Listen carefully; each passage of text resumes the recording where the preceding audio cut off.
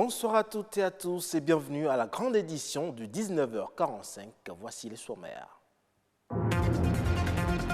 Agriculture et climat, deux éléments à cerner par les producteurs pour avoir une bonne récolte. Malheureusement, les changements climatiques ne favorisent pas toujours les choses. Que faire? C'est à suivre dans un instant. L'hypertension artérielle, une maladie qui touche de plus en plus les jeunes. Selon les spécialistes, en souffrir avant 40 ans augmenterait le risque d'insuffisance cardiaque. La prévention serait la solution. Et enfin, la révolution numérique intervenue depuis quelques années continue de s'imposer dans tous les domaines et la profession d'avocat, jusqu'alors sanctuarisée, n'échappe pas à cette évolution.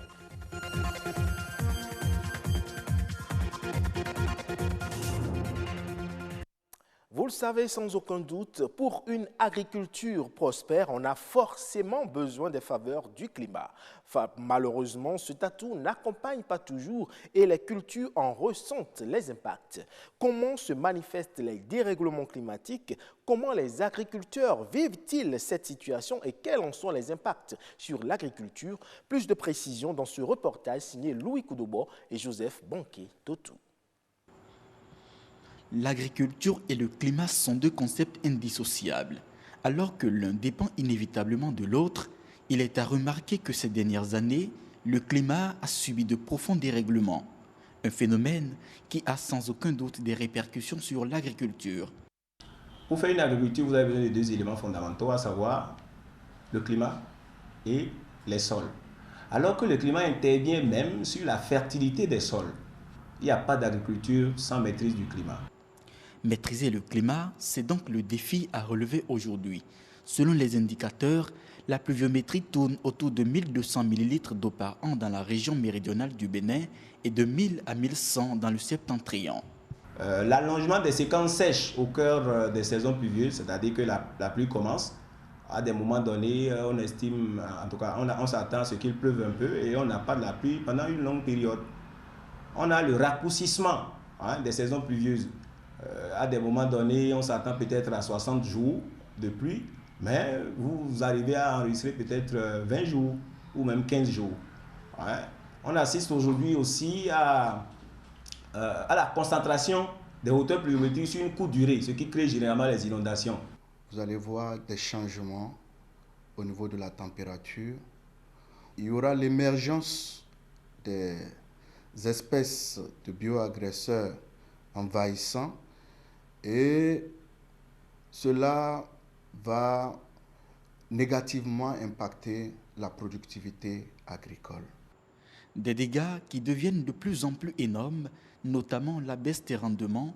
Les agriculteurs souffrent le martyre. Les agriculteurs qui attendaient les premières pluies pour mi-mars, qui ont déjà fait le labour, ont semé et attendent que les premières pluies tombent pour que la germination commence, pour que la plante puisse commencer par se développer, n'ont pas ces pluies-là. Ces graines-là pourrissent et le rendement escompté n'est pas au niveau. Vous perdez votre production au finish. Des fois, il n'y a pas de rendement, il n'y a pas de revenus, c'est la famine et les gens y quittent. Face à l'urgence, il est important, voire indispensable, de trouver des mesures palliatives. Nous avons par exemple les semences. Il faut acheter des semences ou bien mettre des semences assez courtes. Vous voyez, il faut mettre des haies pour ceinturer nos exploitations. Il faut faire des sillons en parallèle par rapport aux champs. Des mesures d'atténuation et des stratégies susceptibles de réduire de façon significative les affres des dérèglements climatiques sur la production agricole. Parlons santé à présent avec l'hypertension artérielle qui est une maladie des vaisseaux qui se caractérise par une élévation des chiffres de la pression artérielle au-dessus de ce qui est considéré comme étant la normale. Si cette pathologie est associée au vieillissement, les moins de 40 ans n'en sont pas épargnés. Quelles sont les causes de l'hypertension artérielle chez les jeunes et comment doivent-ils s'en préserver? Les réponses dans ce reportage. J'ai découvert que j'avais l'hypertension à 21 ans. À l'image de cette jeune fille, de nombreux jeunes souffrent aujourd'hui de l'hypertension artérielle. La prévalence de cette pathologie chez les personnes âgées de moins de 40 ans est d'environ 15% au Bénin. L'hypertension est une affection qui peut survenir à tout âge. Il y a même des nouveaux-nés qui naissent avec des malformations qui vont entraîner une élévation de la pression artérielle. Au-delà de 14,9 de pression artérielle, tout patient est déclaré hypertendu. Les habitudes alimentaires et le style de vie sont quelques facteurs qui peuvent provoquer l'hypertension chez les jeunes.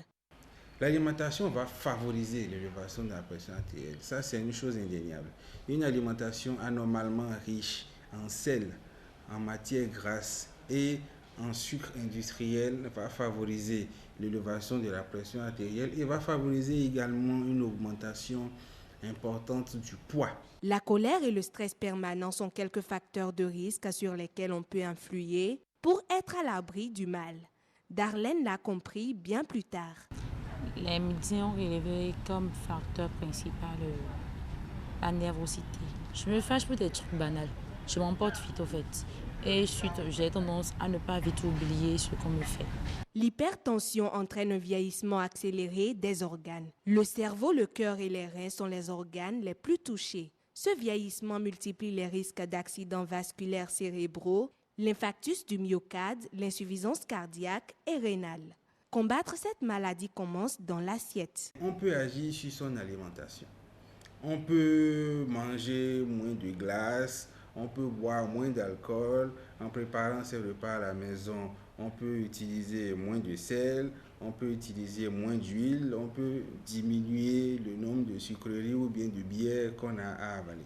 Ça, c'est la première chose. La deuxième chose, c'est qu'on peut faire plus d'exercice physique. Ce n'est pas seulement une fois le week-end qu'il faut faire du sport, il faut essayer d'en faire plus régulièrement, 3-4 fois par semaine. L'OMS recommande de faire une promenade à pied d'une demi-heure par jour. Si certains aliments sont susceptibles d'augmenter le risque d'hypertension chez les jeunes, il en existe d'autres qui peuvent les aider à s'en préserver. Pour quelqu'un qui veut prévenir, il doit commencer à augmenter sa consommation en fruits, en légumes. Un seul fruit ne peut pas contenir tous les nutriments ou bien tous les micronutriments dont l'hypertendu a besoin. Donc, le fait de diversifier nous favorise plus l'apport en tous les micronutriments dont on a besoin. Le patient déclaré hypertendu doit éviter le tabagisme, la sédentarité et le surpoids. L'hypertension artérielle est un tueur silencieux et invisible. De l'avis des spécialistes, il vaut mieux le prévenir que le guérir.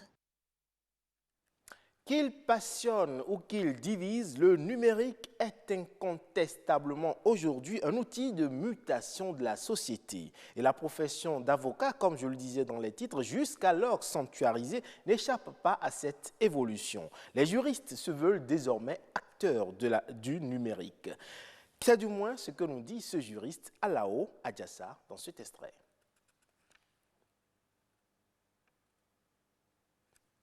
Un juriste va être appelé à se spécialiser en droit du numérique parce que, comme tout secteur, le droit du numérique est complexe et respecter ses obligations peut s'avérer un peu fastidieux. Il faut s'y connaître, il faut apprendre les techniques qui s'y appliquent avant de se proclamer juriste Internet. C'est celui-là qui accompagne le développement des sociétés à travers l'encadrement des contrats informatiques. C'est celui-là qui également aide les entreprises en matière de traitement et de protection des données à caractère personnel.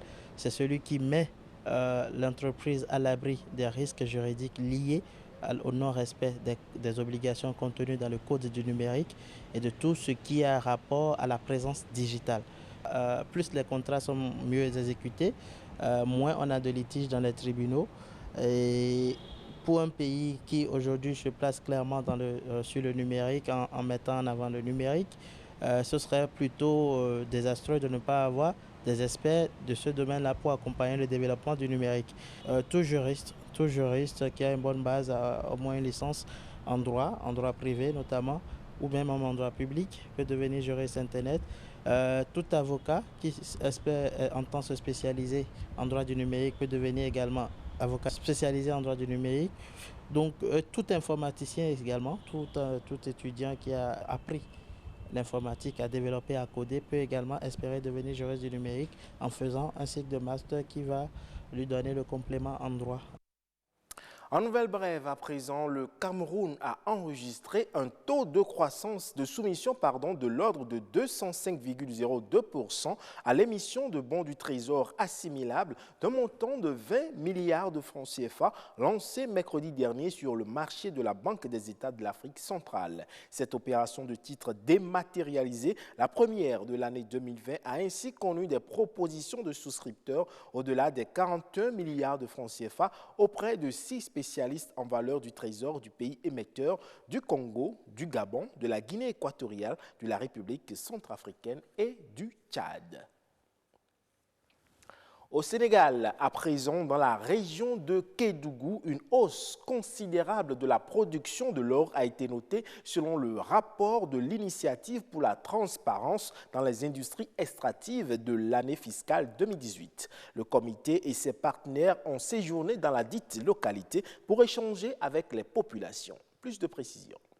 12,57 tonnes est la production d'or en 2018 à Kédougou, soit une hausse de 71,72% comparée à 2017. Ces résultats étaient prévisibles car en plus de Sobodola Gold, le gisement de Mako a démarré ses activités d'exploitation. Avec SGO et Mako qui ont produit plus d'or par rapport à l'année précédente. Donc ça veut dire aussi plus de taxes payées à l'État du Sénégal et plus aussi de bénéfices pour les communautés environnantes. Cette année, une innovation de taille, la semaine ITIE initiée. Ce séjour du comité ITIE et ses partenaires publiés ce que vous payez va permettre de plus imprégner les populations sur le contenu local. C'est de partager aujourd'hui les informations relatives à ce contenu local parce que c'est très important. C'est 169 milliards comparé aux 25 milliards qui vont dans les caisses de l'État. Vous voyez quand même qu'il y a les fournisseurs et de biens et services ont un potentiel très important à les capter.